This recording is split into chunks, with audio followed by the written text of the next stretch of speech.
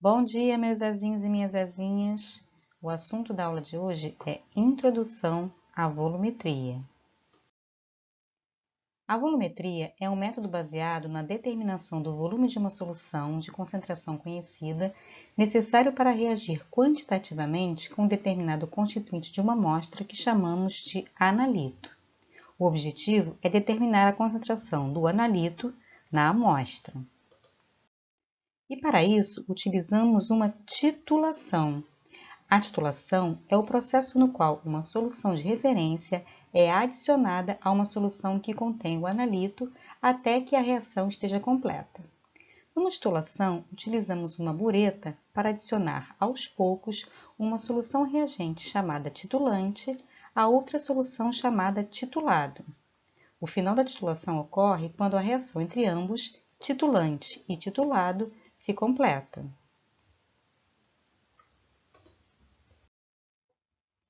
Só que nem toda reação química pode ser utilizada como base de um método volumétrico.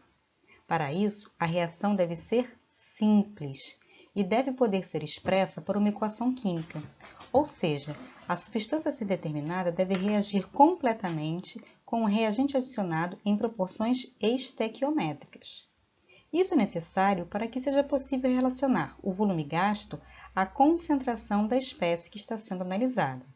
Além disso, a reação deve ser rápida, praticamente instantânea, para que o equilíbrio seja imediatamente estabelecido a cada adição de titulante. Uma outra coisa importante é que deve haver alteração de alguma propriedade física ou química da solução no ponto de equivalência da titulação, ou seja, quando a reação se completa. Alguns exemplos são pH, temperatura e condutividade. Além disso, deve haver um indicador que seja sensível a essas mudanças no ambiente reacional, indicando o andamento e a finalização da reação por alterações visíveis, como mudanças de cor ou formação de precipitado. A presença do indicador deve definir nitidamente o ponto final da titulação. Bem, até aqui nós já mencionamos algumas vezes os termos ponto de equivalência e ponto final. Mas qual é a diferença? O ponto de equivalência ou ponto estequiométrico de uma titulação é aquele calculado com base na estequiometria da reação envolvida na titulação. É o volume exato de titulante necessário para consumir toda a substância a ser titulada. Esse volume é calculado com base na relação estequiométrica da reação química envolvida e não pode ser determinado experimentalmente. Já o ponto final de uma titulação é determinado experimentalmente através de indicadores visuais que promovem, por exemplo, mudança de cor ou formação de precipitado. Aqui a gente tem alguns exemplos. O indicador mais famoso em volumetria é a fenolftaleína, que é incolor em meio ácido ou neutro e rosa em meio básico. O ponto final de uma titulação também pode ser determinado por métodos instrumentais, como medidores de pH, condutividade e potencial. Mas isso a gente vai ver com mais calma em Águas 2. A diferença entre os volumes do ponto de equivalência e o ponto final é chamado de erro da titulação. O erro da titulação é a diferença entre o valor calculado teoricamente e o determinado experimentalmente. E este erro pode ser estimado através da titulação em branco, na qual estarão presentes todos os reagentes, exceto a amostra contendo o analito. Quando a gente estudar cada tipo de titulação, isso ficará mais claro e a gente vai saber também quando é e quando não é possível determinar o erro da titulação através de um ensaio em branco.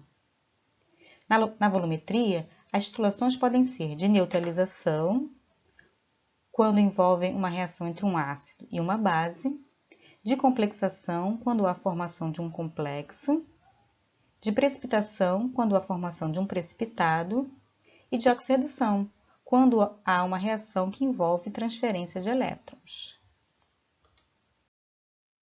Um dos requisitos básicos para que uma determinação volumétrica seja executada com qualidade é a utilização de uma solução padrão. A solução padrão é uma solução cuja concentração é conhecida com exatidão e que será usada como referência, ou seja, para a comparação das concentrações. A exatidão da solução padrão limita a exatidão do próprio método analítico. De preferência, ela deve ser suficientemente estável, de modo que seja necessário determinar a sua concentração uma única vez. O padrão utilizado numa titulação deve reagir com o analito de maneira rápida e completa, para minimizar o tempo gasto durante a adição do titulante e para garantir um ponto final satisfatório. Além disso, uma solução padrão pode ser obtida através de um padrão primário ou de um padrão secundário. E o que é isso? Os padrões primários são substâncias muito puras e estáveis, com as quais podemos preparar soluções de concentração exatamente conhecidas, apenas pesando-as com precisão e dissolvendo-as com um solvente adequado em balões volumétricos aferidos. No entanto, para que uma substância possa ser considerada padrão primário, ela deve apresentar as seguintes características: ter alto grau de pureza, ser de fácil obtenção, purificação e secagem, ser fácil de testar e de eliminar eventuais impurezas, ser estável ao ar sob condições ordinárias, se não por longos períodos, pelo menos durante a pesagem, e possuir grande massa molar, pois dessa forma o erro relativo na pesagem seria pequeno e desprezível. Ou seja, para um mesmo número de mols, quanto maior a massa molar, maior a massa que eu vou precisar pesar e, por isso, menor erro. E como se prepara uma solução padrão? Bom, vocês vão aprender isso com calma no laboratório, mas por hora a gente pode dizer o seguinte. Primeiro, a gente pesa o soluto numa balança analítica. Em seguida, dissolve com uma pequena quantidade de solvente e transfere quantitativamente a solução resultante para um balão volumétrico. Se ainda sobrou sólido no fundo, coloco mais uma pequena quantidade de solvente e vou transferindo quantitativamente a solução formada para o balão.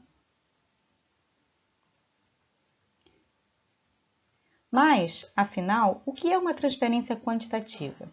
Transferir quantitativamente é garantir que toda a massa do soluto contida no becker seja transferida para o balão, sendo necessário lavar as paredes do becker, do funil e do bastão de vidro. No final, é só completar o volume com solvente e homogeneizar a solução. Se for padrão primário, a solução estará pronta. Se não for, será necessário padronizar a solução. As soluções devem ser guardadas em recipientes adequados e com rotulagem correta. Como o número de padrões primários é muito restrito, frequentemente temos que recorrer aos padrões secundários. A concentração exata dessas soluções é determinada por comparação com soluções de padrões primários através de titulação de padronização. Deve-se preparar uma solução desta substância com uma concentração próxima da desejada e, em seguida, padronizá-la contra um padrão primário. Tanto o padrão primário quanto o padrão secundário podem ser usados como referência numa titulação. A diferença é que o padrão primário é preparado diretamente e o secundário precisa de padronização. Mas o que é padronização?